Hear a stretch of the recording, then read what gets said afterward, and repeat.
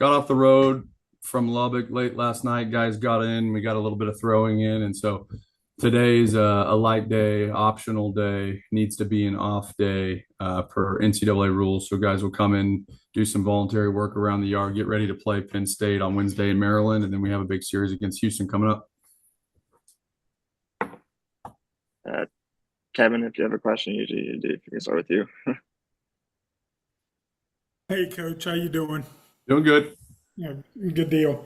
Hey, wanted to ask about the injury to Brody, and first of all, his prognosis, and second, how does that affect what you've been able to do in juggling the lineup around, getting different guys in, which has obviously been a big plus for you this year. Yeah, so Brody's had his lower back, started with upper back tightness, and it's kind of moved down to lower back, and then it kind of got into his butt cheek a little bit, but it's just he's okay.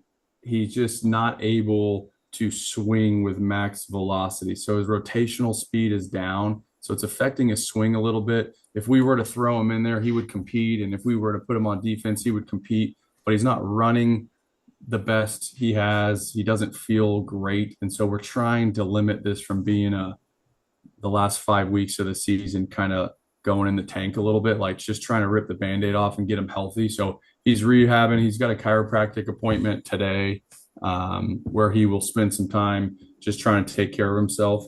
But it's forced us to play some different guys. Roball getting some starts at second base. We have some options and potentially putting Sean Smith in left field as well, who's been a DH traditionally. We just have a lot of versatile players. So we have options out there, just trying to figure out what the best thing is. Do you play for offense? Do you try to secure the ball early on and play great defense? And we've been able to mix and match. And we thought Roball gave us a good blend of both those things, being able to play defense in the middle, but also has had some great at-bats and hit the ball as hard as anybody. And he's a young guy getting his feet wet with a really bright future. So we did some things that we hadn't done a ton of on Sunday, right? Like Roball started, then we played defense for him late with the lead, and then we put Kelly at second base from behind the dish, and Gravline went to catcher there late. And so we were able to do some things that I think ended up really helping us win that Sunday game. The first ball that the first pitch when Gavin was playing second base for the first pitch of that game was a slow roller up the middle that really required some aggression and range there. And so it has forced us to make some changes, and Brody's a great player, so we want him back in there, but we need him back in there when he's healthy. Justin, we'll go to you. Coach, how you doing? Doing great. How are you, Justin?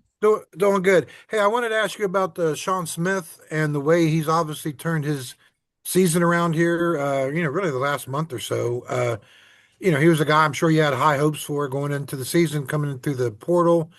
Kind of gets off to, slow start, but he's obviously turned that around. So I'm just kind of take me through that journey with him, and then what leads you to stick with him even when he was struggling early? So really, really great kid, really hard worker, consistent person. And the truth is he's just a hitter. So he's hit at every level that he's ever been at. I bet he's a career 365 hitter. He's played, this is now his fifth season of college baseball, 2 junior college seasons, 3 Division I seasons. And every step that he's taken in his career, he's hit. That's been the one non-negotiable. And so he hit this fall for us as well. So we always just believed that eventually things were going to drop. He was going to be in a good position. And the reality is that, he stepped up to a better level. He's facing better pitching than he's ever faced. He's facing nastier stuff. And not only is he facing better pitching, he's also hitting right in the middle of the order. And when you hit 4-hole in college, there's not always a ton of guys behind you to protect you all the time. So a big part of our team is protecting Gavin Kelly and making sure that people will throw to him. And so it would be a different story if Gavin Kelly was hitting behind Sean Smith. He'd get more pitches to hit. But he's just done an awesome job basically settling in and leading our team for this last month. And he'll continue to perform well because that's what he does. And then another question I had, just looking at some of the Big 12 stats, a lot of great power hitters in the league this year. Seems like maybe even more this year than maybe, recent years. Obviously you've already faced the Harrison kid at Arizona State, but you got the Coates kid from Cincinnati coming up. You may see the Richie kid at Oklahoma State in the tournament or whatever. Is the Big 12 more of a power hitting conference this year?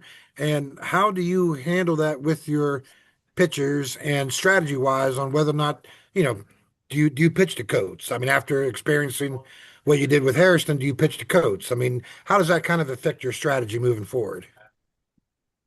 Yeah, this league is extremely offensive right now.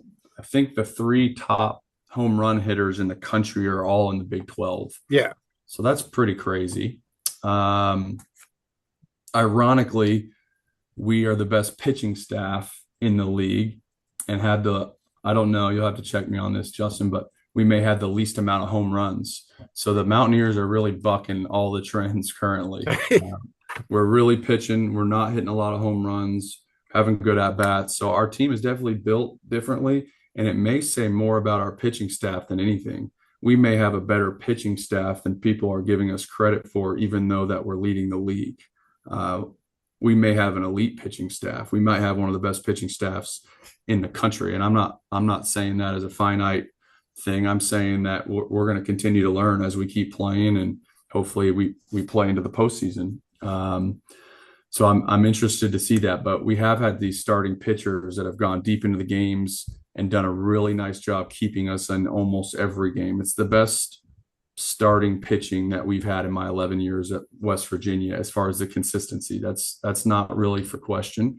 And the fact that we're doing it against one of the most offensive, if not the most offensive league in the country, says something more to that.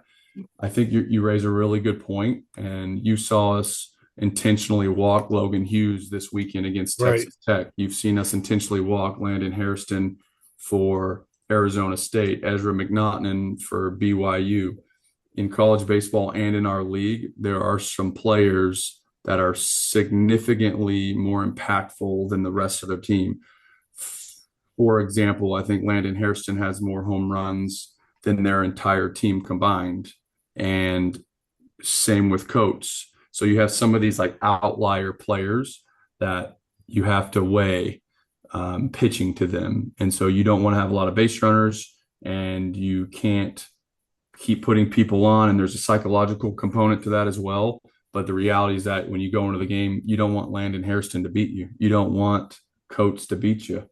You don't really want Gavin Kelly to beat you. And so, you got to be smart. You got to decide when you want to take your chances. You got to look at trends. You got to see matchups. Logan Hughes for Texas Tech was kind of an interesting guy because he led their team in RBI and homers. And he was hitting 440 versus right-handed pitching, but he was hitting 217 with 2 homers against left-handed pitching. So he's a different guy. That doesn't mean that he won't hit a homer against a left-handed pitcher, but it does mean you're probably a lot more likely to take your chances. And so you just got to make sure you have that information and you play intelligently and you explain to the pitching staff. It's not a knock on your ability. It's playing intelligent baseball. It's playing chess, not checkers. One last one. The Anderson kid at Penn State, comparable to the guys we just talked about? There's no doubt about it. Yeah. He's got more homers than their entire team combined. So Yeah. he's just another one of those guys that is that outlier player for that club. Thank you, Coach. Yep. Greg, we'll go to you. Morning, Steve. With regards to Chance and Cole, can you just talk a little bit about his response to what he's offered you since the struggles against BYU, and kind of been pretty consistent all year, but really these last 3 starts, had a little bit of the tough luck against UCF, but otherwise seems to be a big factor in that starting pitching success that you were speaking of. Yeah, he's a star. And the craziest thing is, like, if you go across the league and you start looking at who's performing at high levels and who can do things like that, there's just not many people that can do that. It was 8 innings against the best offensive team in the league, and we made a few defensive miscues behind him. And so, like, giving a good team one additional out is hard. And there was a couple innings where, like, We probably could have got some outs. Maybe they were tough plays. Maybe Texas Tech scorekeepers gave him a hit, but I think we should have recorded the out. So like there was a couple innings where, they had 4 or 5 outs to play with, and he put up a 0. And so some of those like intangible things, even mentally being able to hold on to the confidence when maybe some plays aren't made behind you is super impressive. But also, you look at the league, like how many sophomores are able to do that? That's probably the biggest X factor. He's a kid that decided not to play summer ball this summer and come to West Virginia to train, to put on weight and develop physically, because he was like 180-pound freshman that was playing Division II baseball last year. So the jump that he's made is so tremendous, and we just haven't seen the best. So even though like maybe you could label it through some starts or maybe some struggles, I don't even know if that's fair, because for a sophomore coming from the level that he was at to pitching at where he's at now, to expect some sort of like straight line linear success or not to have something happen this season would be crazy. So I think he's just right where he needs to be. He's getting better. He's having great performances. He's gaining confidence. But the guy's a sophomore, so I think you're onto something, Greg. Like the kid's special. Like that's different what you're watching. It's not normal, and he's doing it at 87 to 90 miles an hour. And so if we can keep finding ways to develop his stuff, the movement patterns on the pitches are elite. And so if we can increase the velocity a little bit while he's able to continue gaining pitchability, he's a kid that can pitch and be really successful here. Hertz, we'll go to you. Yeah, hey Steve, it's Bob Hertzel. I've spent a good part of my life around some of the great hitters in baseball history and covering Major League Baseball and all that, and talking to them and watching them hit. I was wondering, I spent enough time to know that you just don't go up there and become a great hitter and hit. What is it that Kelly does that sets him aside in not necessarily in his ability to hit, but in how he prepares to? I think he holds a confidence and a mental edge over the large majority of hitters. And in a game that when you're one of the best on our team, one of the best in the conference, one of the best in the country, when you fail more than half the time, it takes fortitude to be a good hitter. And I think from a very young age, he has understood and really handled the mental game of this. He also loves to hit. He views himself as a hitter. He understands his swing. He prepares to hit. He doesn't overcook his swing. So if things aren't going well, I don't think he ever works himself into a hole, which a lot of hitters do. If you experience failure, which is a natural thing in hitting, oftentimes players at our level will work until they're bad. And he has really learned how to work with an intent and a focus on the things that he needs to, and then essentially turn the page. He's able to take a bad batting practice and have a great game. He's able to have a great game and then go have a concentrated hitting session. He doesn't need the failure to motivate him. He kind of is just extremely consistent and has done a very good job with the mental game. As a coach, how is it that you see a JJ Wellerholt or a Kelly in high school? You know that they're pretty good hitters, but they come to college freshman year, they don't hit 400 and the likes. Yet you came into this year saying that this kid's a star. Where does that come from? Where do you see that? Probably comes from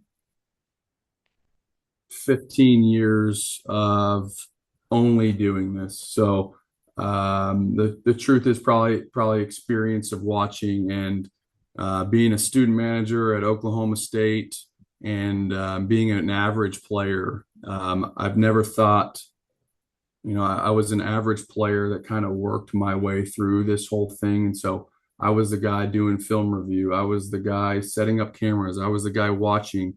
I got an opportunity when I was 27 to be a recruiting coordinator with no experience. And I sucked and I messed up and I recruited the wrong players and I recruited good players and I saw what transferred and what didn't. And not to be long-winded, it's just I think it's probably through a whole bunch of failure, some success, and then along the way, you start having a really good eye for some of the things that correlate to success at this level. And so I've been really lucky that there's been some kids in this region that we were able to identify early on that did some special things. And like you said, it's not always hitting 400. It's not always having a great average. It's not always having the best at bats early. I think you're starting to identify some of these things, and you just put together.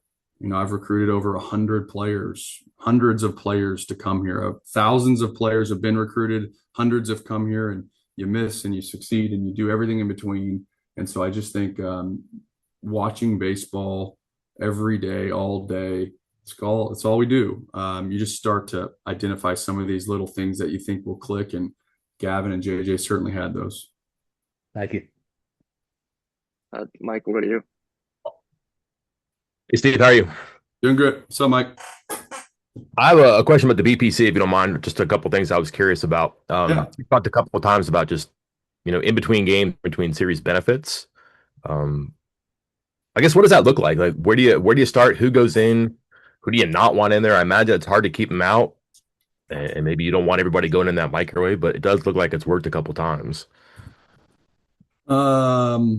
Yeah, so we'll throw pins in there. Like yesterday, we got off the road at Lubbock, and we were throwing pins inside there, and so we're using it on a regular basis. I think it's all a balance. Like sometimes you want guys to get into the mechanic side of it. Sometimes you need them to get into the compete side of it. Sometimes people want to use analytics or data as a crutch for why they're failing.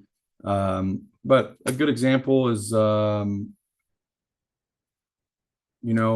we got off the road yesterday. Bryant Yoke didn't throw a bullpen. We got him in there. I'm sorry, he didn't throw this weekend. He needed to throw a bullpen, and Bryant Yoke got in there, and we wanted him to go game speed competition while there was a runner at second base. So we were pretending to be the middle infielders, and we were releasing him to pitch, and we were trying to really up the intensity of a bullpen. So as he's doing that, we're able to have some of the numbers. And so to be able to say, like, hey, you can do it with this intensity, being 1-3 to the plate, and you're able to throw 96 with 18 inches of horizontal movement on your fastball, whatever it is.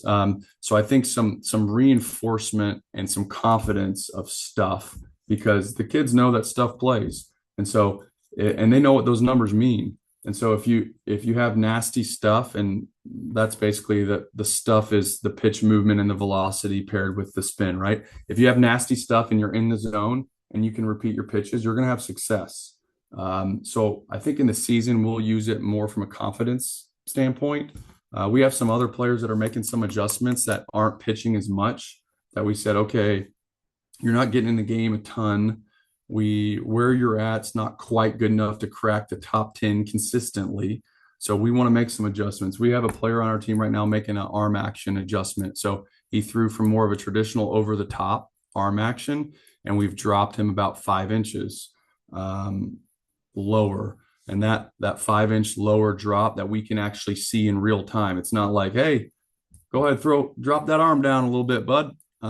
We can throw a pitch and say, that was 4 inches. That was 6 inches lower. Hey, that's sidearm. We don't want to be there. But we can look at the biomechanics of a player and say, all right, that 5-inch slot allows you to rotate differently. And, oh, by the way, you just picked up 2 miles an hour on your fastball in one bullpen.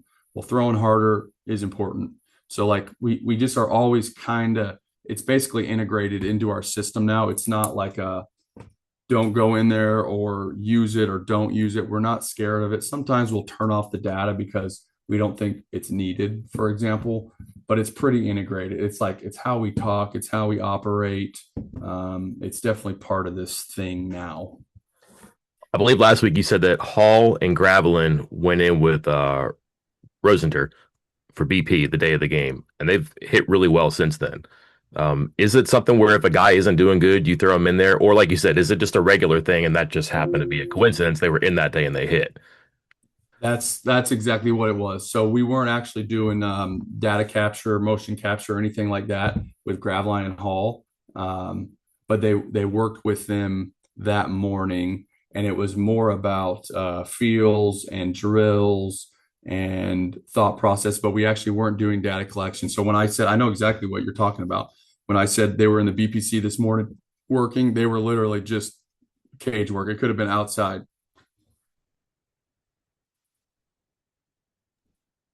Kevin, we'll go back to you. Steve, it seems like this is a thing for this program going back to Maisie. Starters gone deep, comes back out to start another inning, and it seems like, okay, we're going to let him go until he gives up a hit or a walk or whatever. Is there any thought of the stress that that may put on a reliever, not being able to start with a clean inning and bases empty?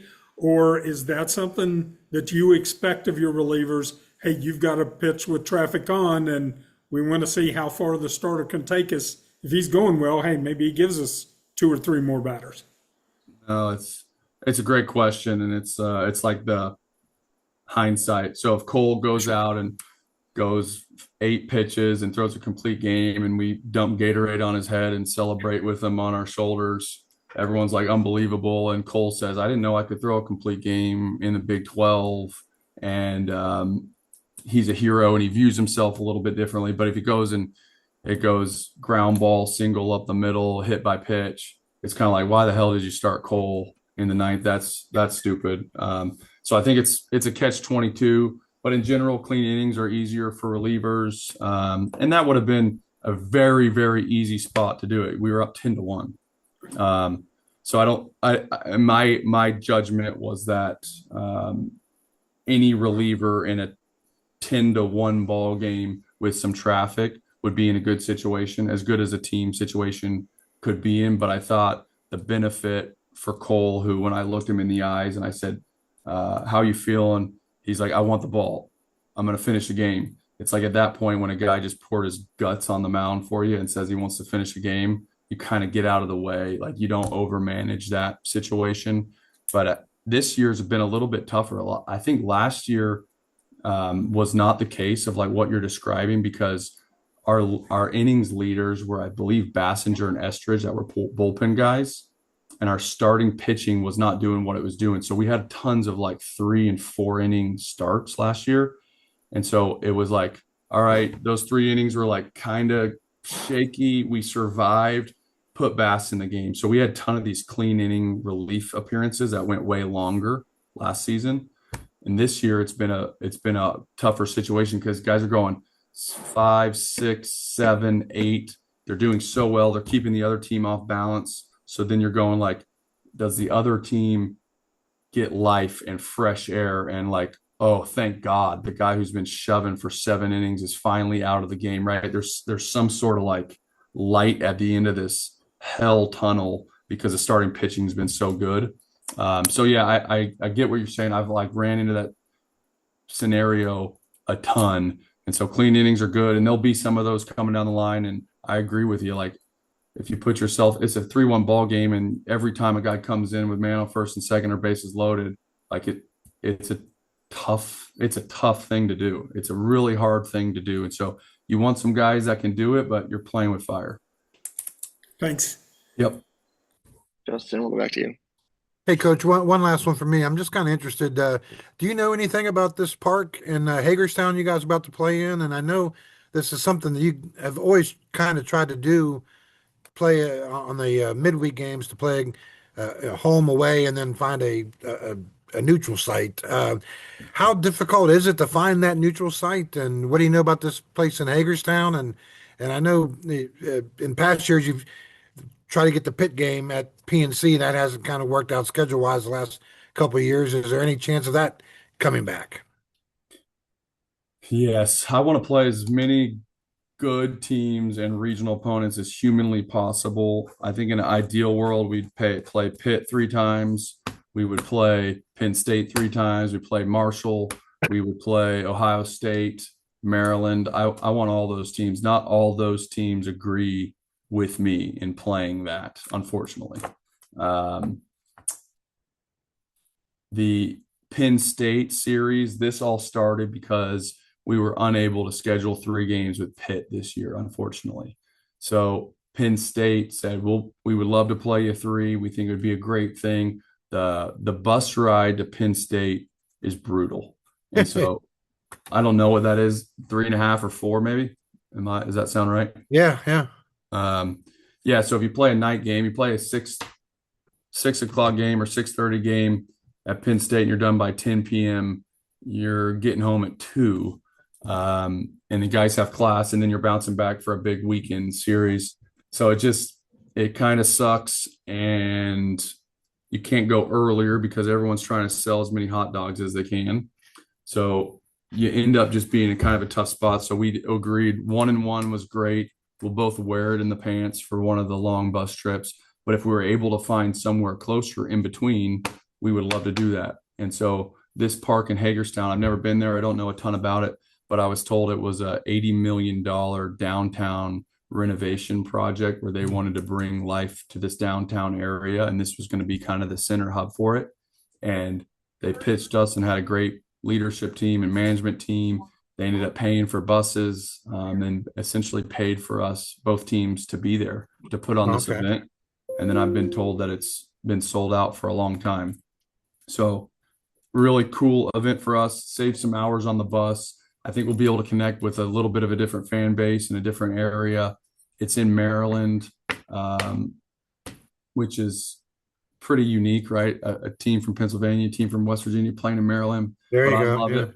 I love it from like a recruiting perspective, like kids in that area, a different fan base can get to watch us play is really cool. And I'll keep fighting for that PNC game. We want to do that. I know the president of the Pirates wants us to go there too. It's just about matching up time wise with their schedule when they're playing, and if Pitt is available. Thank you, Coach. Yep. Mike, we'll go back to you for the last question. See, a lot of talk about your starters. Didn't see a whole lot of the bullpen, but maybe that's good. Cool them off a little bit. But just how are guys holding up as far as maintaining? Do you have a couple of guys you want to get more innings? Just I guess that's a large group that can't feature everybody. But where are things, and how do you feel about that bunch now? Yeah. Perez has been electric all year. He showed this weekend that he was human. He didn't have his best outing.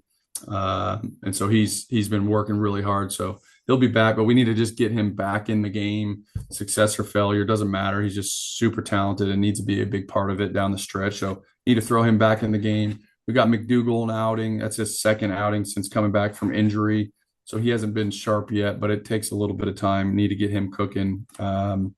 Bassinger had 2 outings at Tech and was not his crispest either. And so we need to get him on the mound, him feeling good. Estridge is a huge piece of this and has been really good for us. Korn has been like the most stable guy probably throughout the whole year. He just continues to be excellent and his role continues to grow.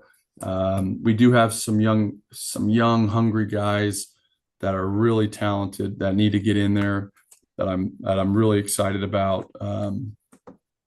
JT Huther, Weston Smith, they haven't had a ton of opportunities.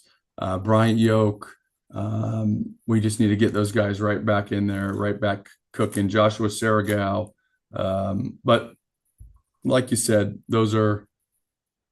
that's the nature of the beast. If you have great starting pitching and they refuse to come out of the game, the bullpen won't pitch very much. So they understand that, and they're working to be ready when their name's called.